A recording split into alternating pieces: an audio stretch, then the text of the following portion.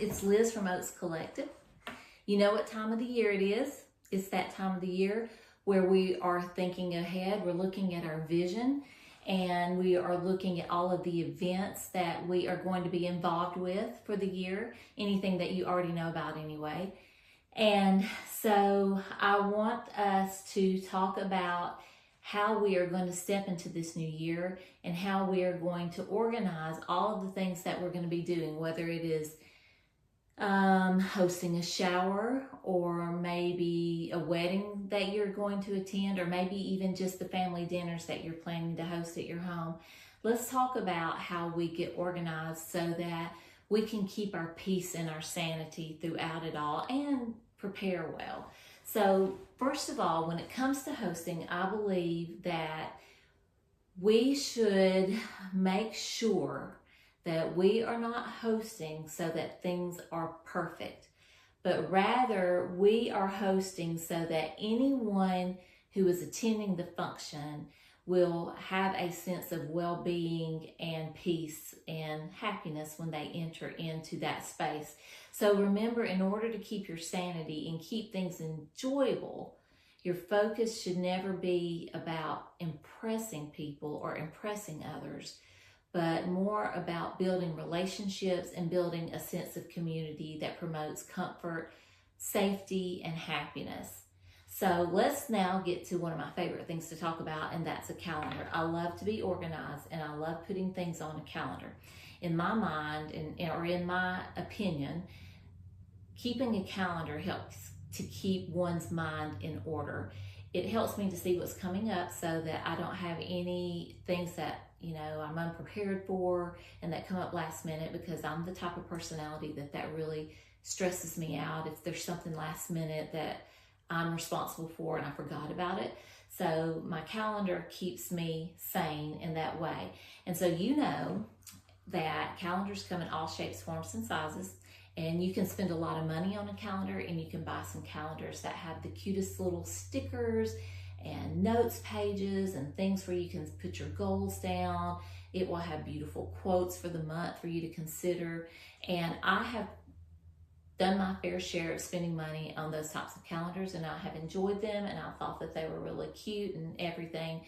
But I really find that a simple calendar is almost better for my mind, and one that doesn't have a lot of distraction on it, but it's just pretty simple and plain. I truly love to have a calendar that is like, you can see the whole month in one glance. That's my favorite pages. But I also, on this calendar, I have pages where you can, plan for the week, and you can hour by hour put your appointments down and so forth. But the point is that I have a calendar and I use it. I write things down on it to help me to plan and remember. But I want to talk about Google Calendar and calendars that you can do online.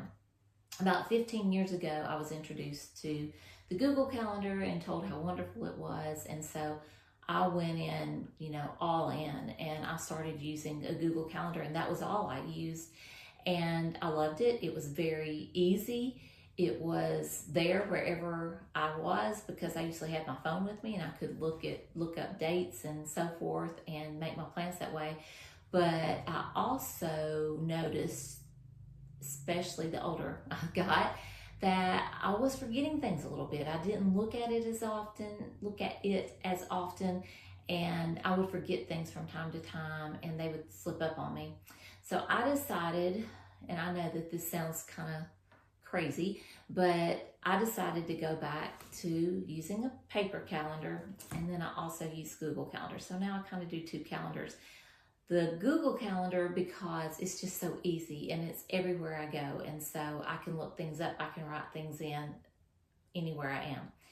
But the paper calendar, because I believe, and I think that science backs this up, that when you write things down, things stick in your brain more. You remember it better. So I found that if I will write down the big things, all of my big events, like the weddings, the showers, the birthdays, the anniversaries, everything on my calendar, that helps me to remember those things. Even appointments, doctor's appointments, etc. I try to make sure that I have them on my paper calendar as well as my Google Calendar. And I know that that's a little bit crazy, but that is where I am right now.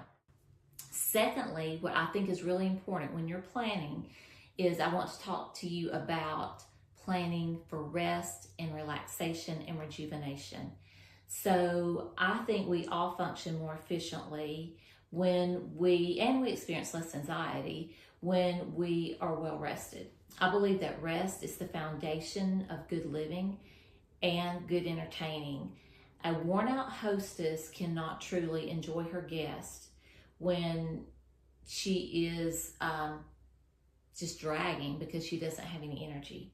And a tired heart cannot fully embrace the energy that is needed to encourage strong relationships, because sometimes building relationships and sustaining and maintaining those relationships can be a little bit draining on the energy level. So I think it's super important that we come into any event as well rested as we can possibly be.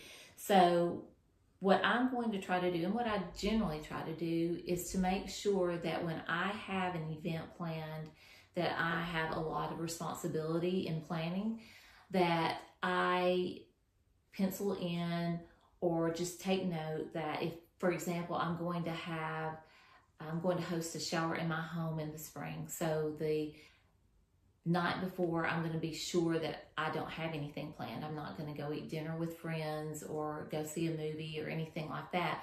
I'm going to try to have everything at my house prepared and ready for the next day, even to the point that I'm going to have my platters laid out. I'm going to have my plates and my cups and everything laid out where they're going to be, whether that is going to be a buffet style and everybody's going to go through, or whether it's setting my tables and having everything where they need to be.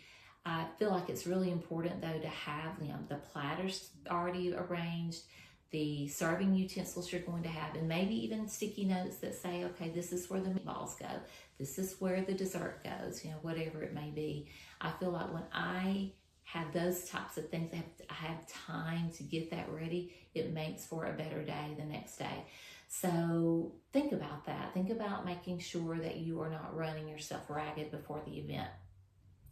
And then I also think it's very important to have that rest built in as you go. So have a rhythm built into your week to where you can rest. For me, that day is on Sunday. Sunday is kind of a sacred day to me. It's a day that I spend with my family and friends worshiping God.